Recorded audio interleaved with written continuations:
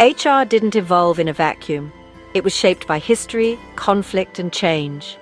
From the trenches of war to the boardrooms of tech giants, the story of human resources is as global as it is powerful.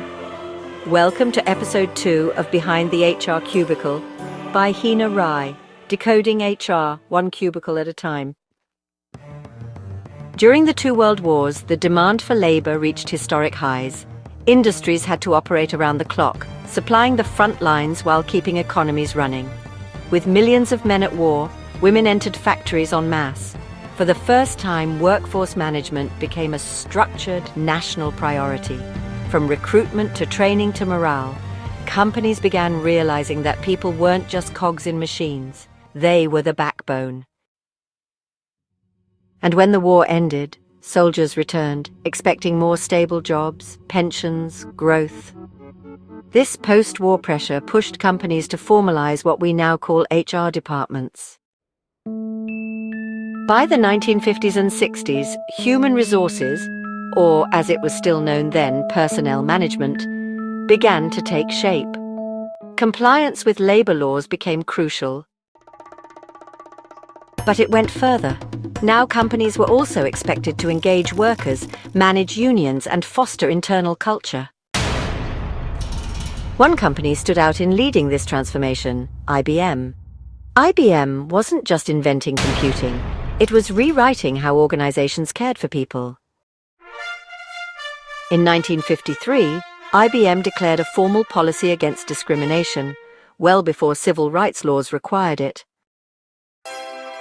In the 1960s and 70s, they introduced healthcare, insurance, and retirement plans, not just in the United States, but across continents. They built leadership from within, founding the IBM Executive School to train managers in ethics and people-first strategy. In the 1980s, long before remote work was popular, IBM began experimenting with flexible roles and mobile workforces.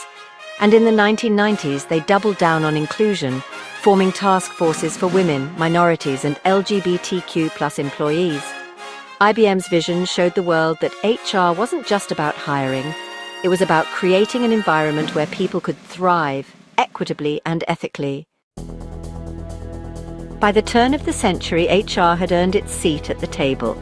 It was no longer a support function, it was strategic. Companies like IBM led the way, using data-driven HR analytics, launching global mentorship initiatives, and driving change through talent, not just technology. HR was now influencing mergers, business pivots, and innovation cultures. It became the compass guiding organizational values. From warfront labor coordination to diversity dashboards, from managing strikes to managing strategy, HR has come a long way. And the companies that shaped it didn't just adapt, they led. Next time, we'll dive even deeper into the labor movements and social tensions that ignited HR's evolution in democracies around the world. So, stay tuned. Like, share, and subscribe if you're ready to keep decoding HR, one cubicle at a time.